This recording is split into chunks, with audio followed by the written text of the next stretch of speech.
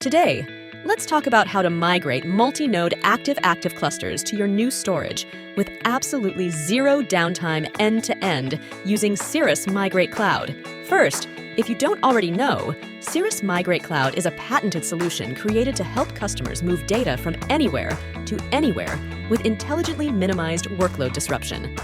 To learn more about Cirrus Migrate Cloud's capabilities and use cases, please see our other presentations.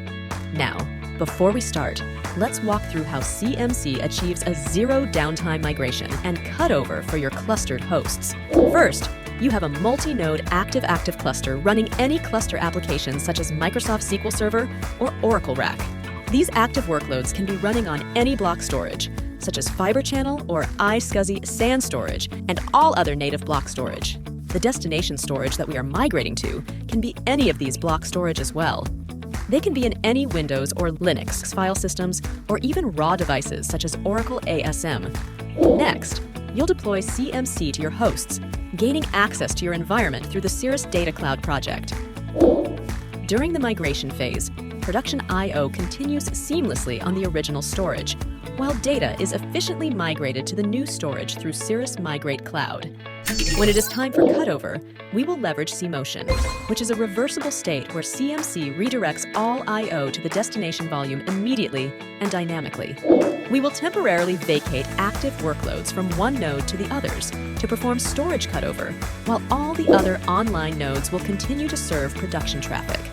Since this is done one node at a time, the entire cutover process can be completed without any downtime. And here's a view of how the environment transforms before and after the migration. This sounds like a lot of steps, but with Cirrus Data's Data Mobility as Code automation platform, this entire zero downtime migration and cutover process can be simplified to just one click. This is the power of CMC, a solution designed to simplify complex workflows and ensure uninterrupted operations. Let's jump into the demo. This is our environment. We have a 3-node active-active Oracle database using Oracle ASM volumes as storage. This is our Linux application server using the Oracle database. We are running a live workload throughout the demo. We will keep the SQL running to make sure that our workload is not interrupted whatsoever throughout the entire process. From our source storage, we have 9 Oracle ASM managed disks.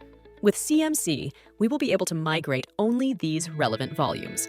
Let's have a look at other nodes. And yes, we have the same setup A to J using the first 9 Oracle ASM managed disks, and they are all identical. This is a 3-node active-active cluster, so no matter which node is offline later on, the remaining nodes will stay active and sustain the application workload. Let's get started. First, go to Cirrus Data Cloud and deploy Cirrus Migrate Cloud on your host. Copy and paste the Windows or Linux installation command in the shell, and CMC will install and register to Cirrus Data Cloud all by itself. Now, we are ready to migrate. Normally, we will come here to create migration sessions manually. You can still do that. But with Cirrus Data's Data Mobility as Code automation platform, Migrate Ops, we will be able to set up our operation and complete all tasks with just one click. Migrate Ops is a purpose-built data mobility as code automation platform that is designed to make data migration in enterprise scale easier, safer, and more predictable. Migrate Ops optimizes global data mobility beyond just storage-to-storage data migration, thanks to the flexible automation capabilities that work with your OS, applications, or even cloud infrastructures. We are ready to create our migration operation. Click on Start New Operation, and this will open up an editor window where we can enter the configuration. Like many other industry-standard automation tools, this configuration is in YAML syntax. You are recommended to build the configuration with usual coding practices, but you can also create this using our configuration builder in the Cirrus Data Cloud UI. Let's open the Migrate Ops configuration reference to assist us in completing our configuration. From the slide-in reference menu, select a recipe that applies to your migration. After selecting a recipe, all configuration fields related to that recipe will appear. For this demonstration, we already have a YAML file prepared. Since we are using a multi-node cluster migration recipe, we will designate one node as the primary migrator node, even though every node will be tracking changes. For the migrator node, we will define the mapping between the source and destination volumes.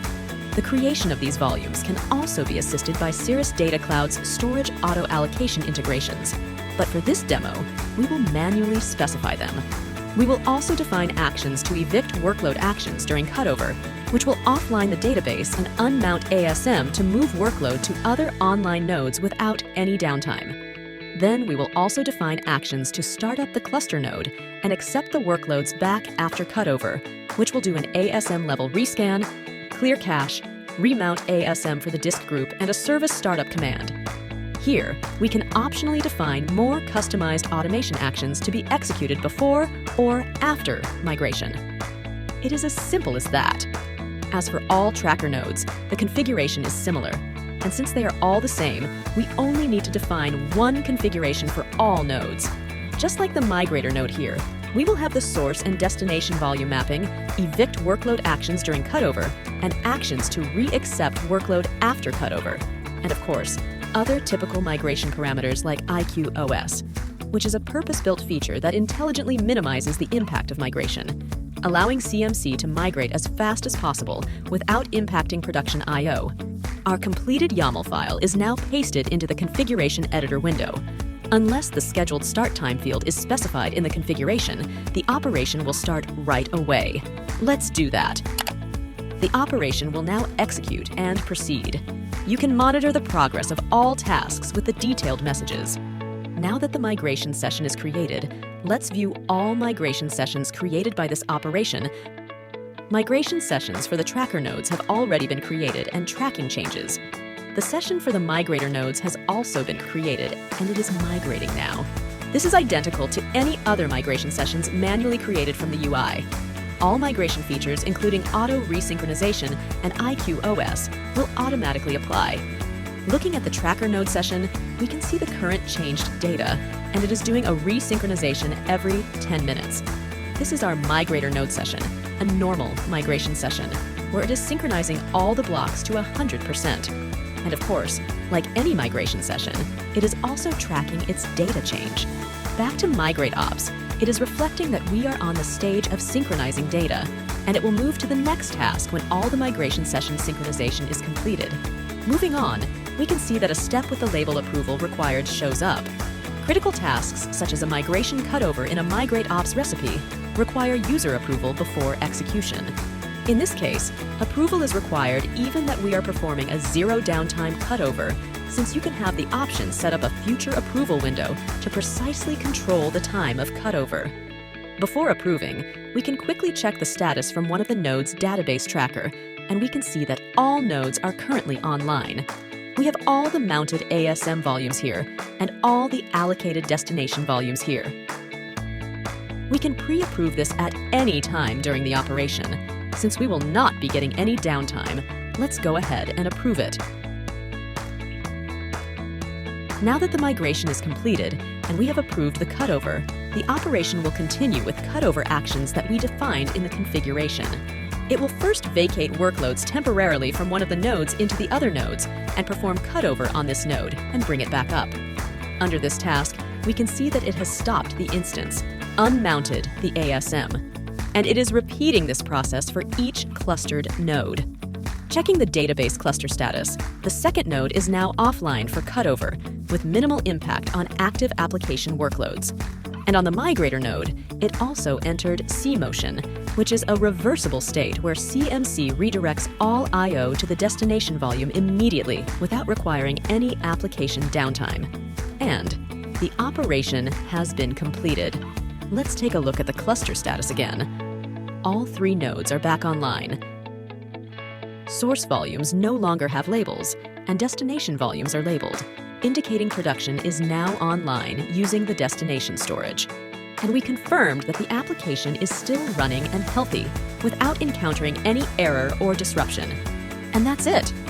Throughout the entire demo, we have migrated multi-node active clusters to a new storage, while having our workloads remain active, ensuring a seamless zero downtime experience from end to end.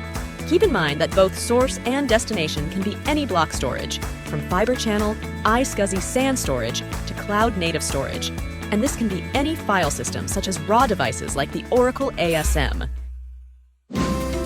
We please check out other video demos on our YouTube channel,